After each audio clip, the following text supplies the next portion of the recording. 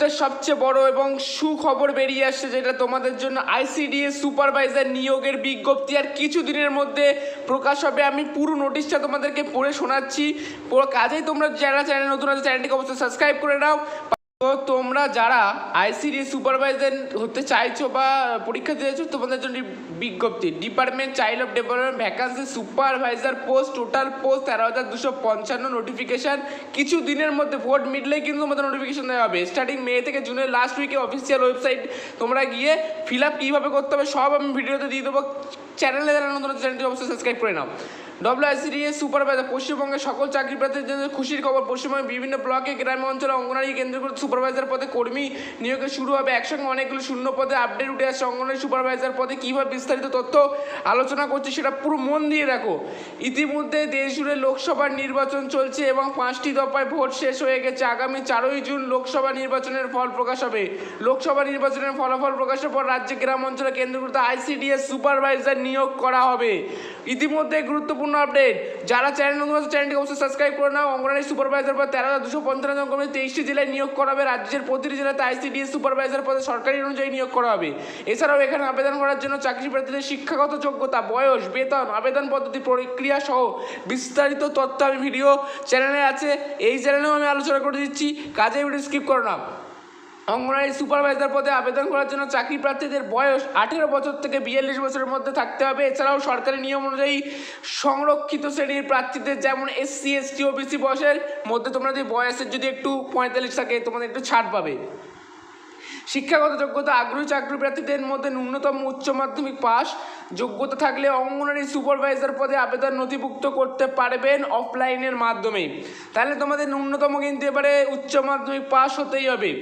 Supervisor পদে পুরুষ মহিলা প্রার্থীরা উভয় আবেদন নথিভুক্ত করতে পারবেন। নিয়োগ করবে পাবলিক সার্ভিস কমিশনের ওয়েবসাইট থেকে আবেদন জানতে পারবেন। সম্পূর্ণ আবেদন করতে হবে অনলাইনের মাধ্যমে। অর্থাৎ তোমাদের সামনে লোকসভা ভোট মিটলেই খুব তাড়াতাড়ি তোমাদের নোটিশ জারি করে বলে দেবে এই দিন থেকে এই দিনের মধ্যে তোমাদের ICDS supervisor form fill up চালু হবে। আবেদনের বিজ্ঞপ্তি এখনও প্রকাশিত হয়নি। লোকসভা নির্বাচনের ফলাফল ঘোষণা হওয়ার পরেই রাজ্যের প্রতিটি জেলায় সুপারভাইজার পদে নিয়োগের বিজ্ঞপ্তি পাঠানো হবে এবং এর আগে এই বিজ্ঞপ্তি প্রকাশিত হয়েছিল, কিন্তু ভোটের পরেই এটার পুরো ফুল বিজ্ঞপ্তি প্রকাশিত হবে।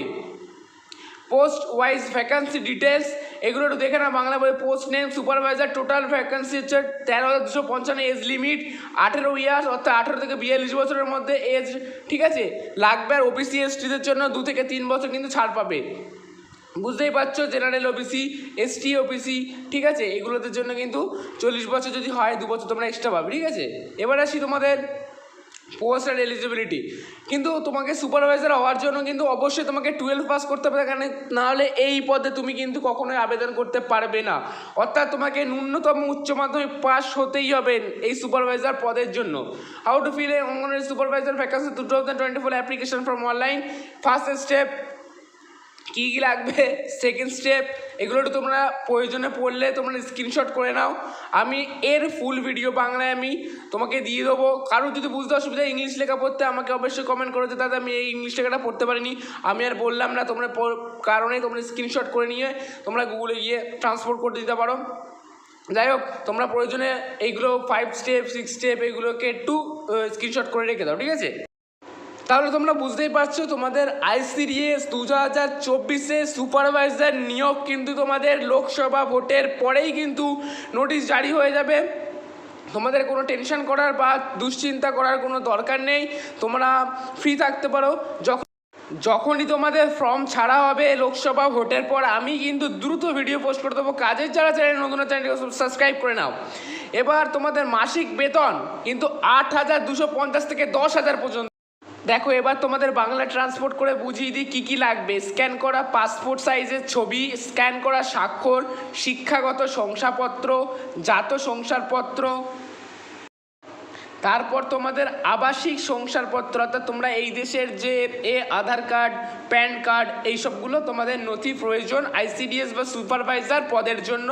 যখন তোমরা নিয়োগ হবে তখন এগুলো লাগবে। মহিলা শিশু উন্নয়নের শাখা ওয়েবসাইটগুলো দেখে নাও, এগুলো কিছু দিনের মধ্যেই নোটিশ প্রকাশিত হলে আমি দ্রুত তোমাদের ভিডিও এনে দেবো। কাজে যারা চ্যানেল নতুন চ্যানেলটিকে অবশ্যই সাবস্ক্রাইব করে নাও।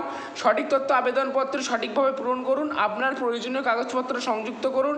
অনলাইন মোডের মাধ্যমে কীভাবে করতে হবে সব প্রসেস আমি বলে দেবো। যারা চ্যানেলে নতুন আছে বারবার চ্যানেলটি সাবস্ক্রাইব করে নাও, সময়সীমার আগে আমি সব কিছুই তোমাদেরকে বলে জানিয়ে দেবো। অঙ্গনওয়াড়ি 2024-এর জন্য আবেদন ফর্ম নির্ধারণ করা হয়েছে। সাধারণ বিভাগ ওবিসি আবেদনকারী 100 এবং রুপি, SC ST আবেদনকারীর জন্য 50। আবেদনকারীদের একটি অনলাইন পেমেন্ট গেটওয়ের মাধ্যমে আবেদন ফি প্রদানের অনুমতি দেওয়া হয়। প্লিজ চ্যানেলটি সাবস্ক্রাইব করে দাও। Tata, bye bye.